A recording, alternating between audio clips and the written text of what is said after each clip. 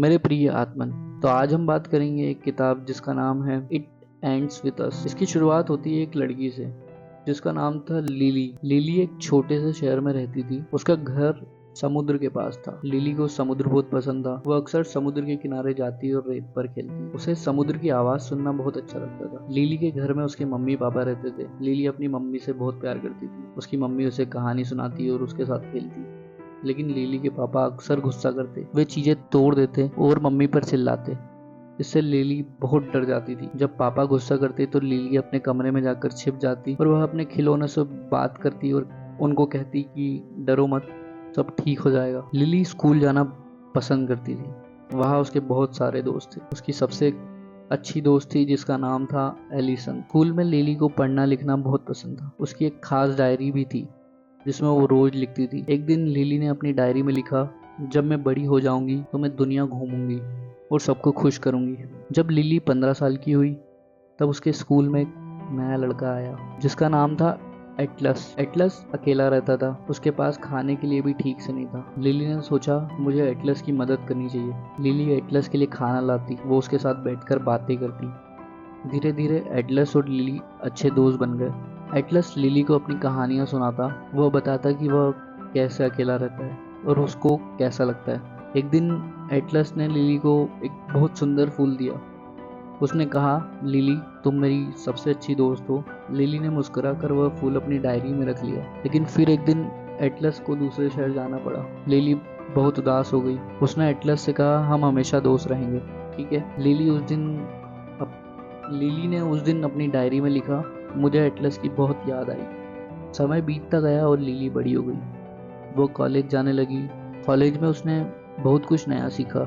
Lily ने सोचा मुझे अपना खुद का काम करना चाहिए। उसे फूल बहुत पसंद थे, इसलिए उसने फैसला किया कि वह फूलों की दुकान खोलेगी। कॉलेज खत्म होने के बाद लिली ने एक बड़े शहर बोस्टन जाने का फैसला किया। उसने सोचा बोस्टन में मैं अपने सपनों को पूरा कर सकती हूँ। बोस्टन पहुंचकर लिली ने एक छोटा सा कमरा किराए पर लिया। वह हर दिन नौकरी की तलाश में निकलती। आखिरकार उसे एक फूलों की दुकान में काम मिल गया। लिली बहुत खुश थी। वो सोचती कि एक दिन मेरी अपनी फूलों की दुकान होगी। लिली काम पर बहुत मेहनत करती। वह सीखती कि कैसे फूलों के गुलदस्ते बनाए जाते, कैसे फूलों की देखभाल की जाती। एक शाम लिली बहुत उदास थी। उसके पापा का देहांत हो गया था। लिली एक ऊंची इमारत की छत पर चली गई। वहां उसकी मुलाकात एक लड़के से हुई जिसका नाम था रायल। रायल एक डॉक्टर था। वो बहुत अच्छा और समझदार लगा। लिली और रायल ने बहुत देर तक बातें की। रायल ने लिली को हंसाया, उसका दिल हल्का हो गया। उस दिन के बाद लिली और रायल अक्सर मिलने लगे। वे साथ में कॉफी पीते, पार्क में घूमते और मूवी देखते थे। लिली को लगने लगा कि शायद रायल ही उसका सच्चा प्यार है।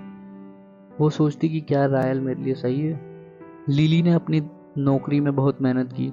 उसने पैसे बचाए और एक दिन अपनी खुद की फूलों की दुकान खोल ली।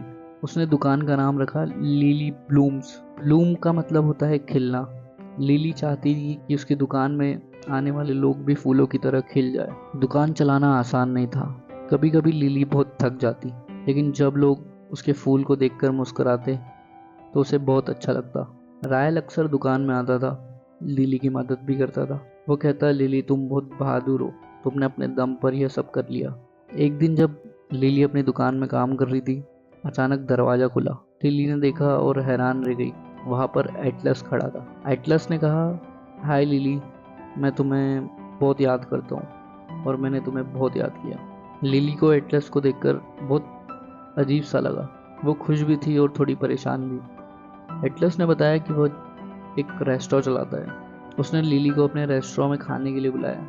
लिली सोचने लगी कि मैं क्या करूं। मैं रायल के साथ हूँ, लेकिन एटलस मेरा पुराना दोस्त है।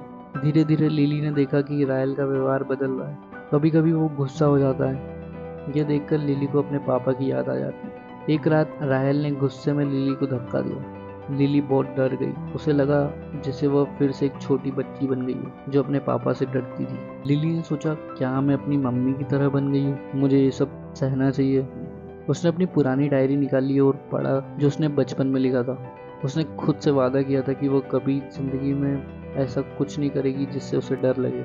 एक दिन लिली को पता चला कि वो माँ बनने वाली है। उसके मन में बहुत सारे विचार आने लगे। लिली सोचती थी कि मैं चाहती हूँ कि मेरा बच्चा खुश रहे। मैं नहीं चाहती कि वो डर में रहे जैसे मैं बचपन में रहती थी। लिली ने अपनी बेस्ट फ्रेंड एलिसन से बात करी। एलिसन ने कहा, लिली, तुम्हें वही करना चाहिए जो तुम्हारे और तुम्हारे बच्चे के लिए ठीक है। लिली ने बहुत सोचा, उसने हिम्मत जुटाई और रायल से अलग होने का फैसला लिया। यह फैसला लेना थोड़ा मुश्किल तो था। लिली रोई भी, लेकिन उसे पता था कि यह सही फैसला है। लिली ने अपनी जिंदगी की फिर से शुरुआत की। उसने अपनी फूलों की दुकान पर ध्यान दिया।